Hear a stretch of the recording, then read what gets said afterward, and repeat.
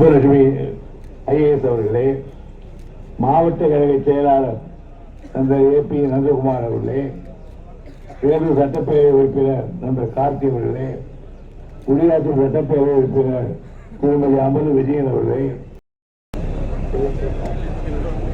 22 பேருந்துகளை புதியதாக இயக்குகின்ற இந்த விழாவில் நாங்கள் கலந்து கொண்டதிலே மகிழ்ச்சி. அரசாங்கத்தினுடைய பஸ்கள் நடைமுறைக்கு வந்த பிறகுதான் மக்களுக்கு சொந்த பஸ்ஸில் போகிறோம் என்ற ஒரு எண்ணம் உருவாயிற்று.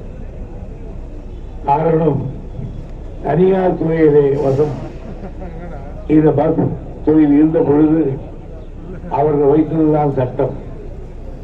அவர் நினைத்தால் ஏற்றுவார்கள், நினைத்தால் இறக்குவார்கள், கேட்பதற்கு ஆள் கிடையாது.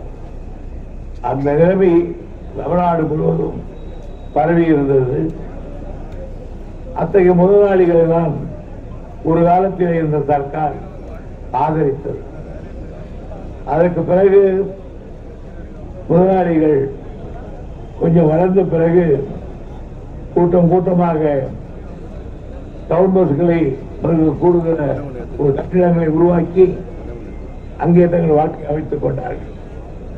இன்றைக்கு நவீன வசதிகள் கொண்ட நாகரிக உலகத்தில் இந்த தொழிலை எங்கிருந்தாலும் செய்யலாம் இந்த நிலை ஏற்பட்ட பிறகு இந்த தொழில் பெருக்கத்துக்கு வந்திருக்கிறது. இந்த துறையில் ஒரு புதிய மறுமலர்ச்சியை உருவாக்கியவர் மறைந்த நம்முடைய தலைவர் கலைஞர் அவர்கள்.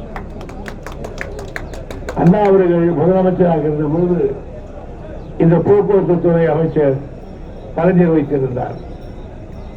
அப்போது போக்குவரத்து துறை அமைச்சர் மாண்புகின்றது. அவர் இருந்த பொழுதுதான் அள்ளவர்களுடைய படம் ஒவ்வொரு பஸ்ஸில் வைக்கப்பட்டது, திருக்குறள் எழுதி வைக்கப்பட்டது. அதை ஒரு புறம்போது நேரம் போவதற்காவது அந்த குரலை படிக்க மாட்டானா, அதை பற்றி சிந்திக்க மாட்டானா என்று கலைஞர் அவர்கள் அந்த குரலை எழுதி வைத்தார்கள்.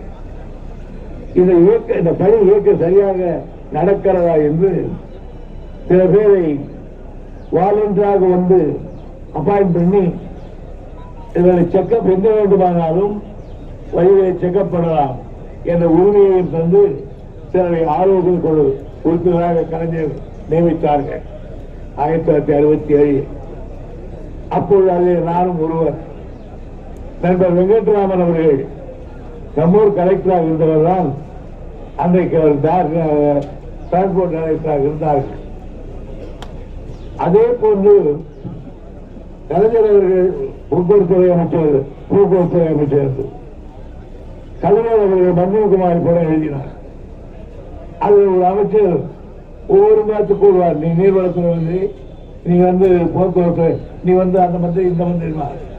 ஒருத்தன் கேட்பான், ஐயா எல்லாருக்கும் எல்லா மந்திரி கொடுத்துட்டீங்க, நான் போய் போய் வந்துக்கிறேன்னு எனக்கு என்ன மந்திரி தான், நீ போக்குவரத்து துறை மந்திரி தான். அன்றைக்கு அவர் சொன்னதை அவரே போக்குவரத்துறை மந்திரியானார்கள்.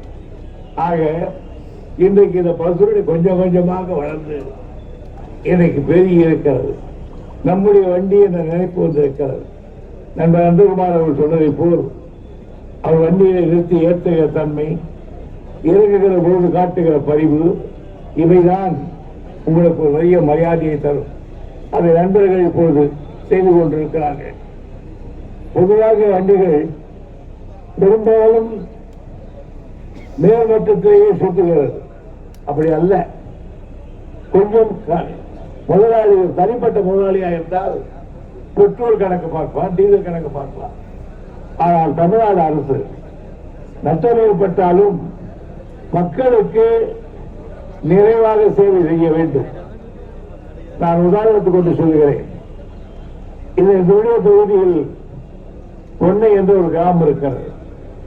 பொன்னையில் இருந்து கிட்டத்தட்ட ஒரு மணி தூரத்துக்கு அப்பால் பெஞ்சமா கூட இருக்கும், கேர்ள்ஸ் ஸ்கூல் இருக்கிறது.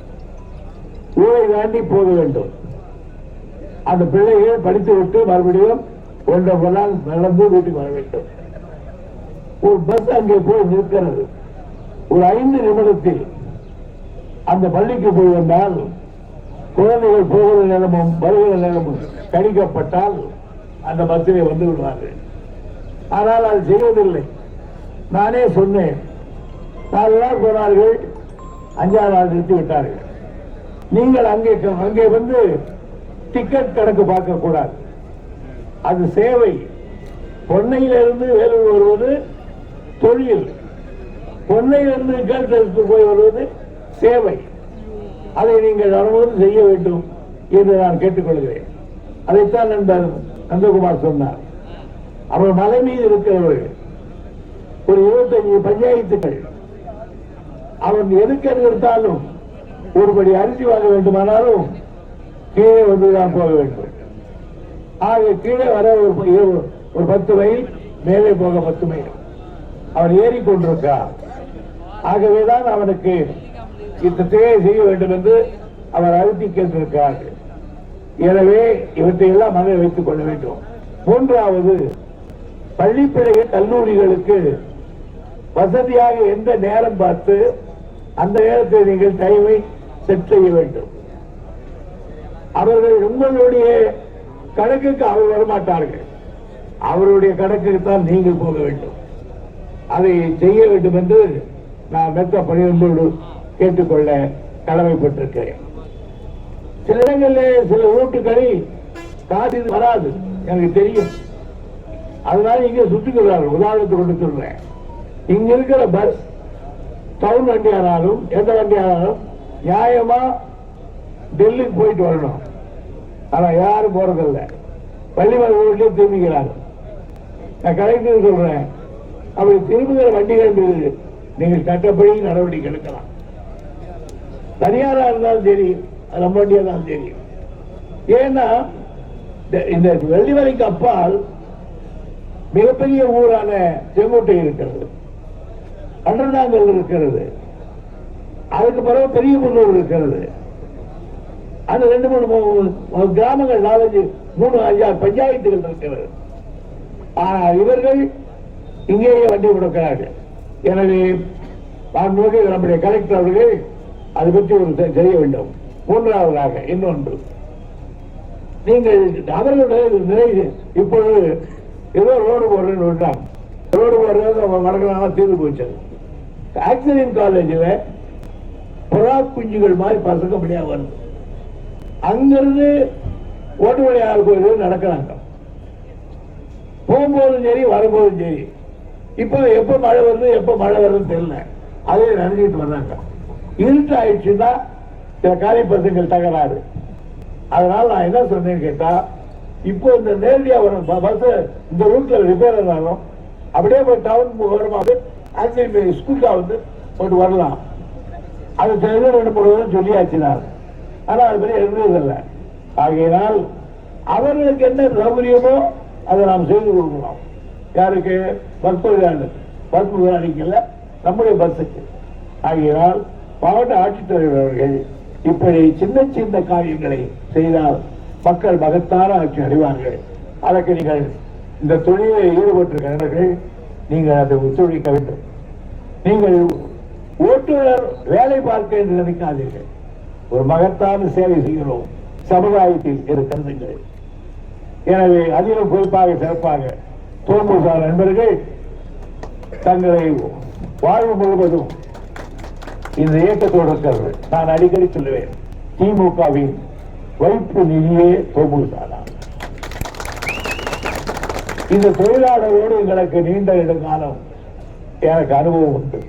நாகவாந்த காலத்திலிருந்து மரியாதை குருநாதர்கள் காலத்திலே தான் அது கொடி பறக்க வைத்தது. இன்றைக்கு இருக்கிற நம்முடைய எம்பி சண்முக வரையில் எல்லாரோடு நான் உறவாடி இருக்கிறேன்.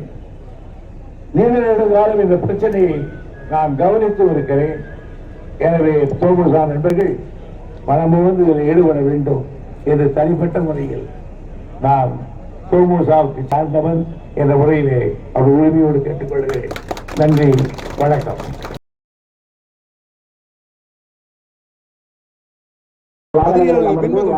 மாண்புமிகு அமைச்சர் அவர்கள் கொடியசைத்தோடு இயக்கும்படி அன்போடு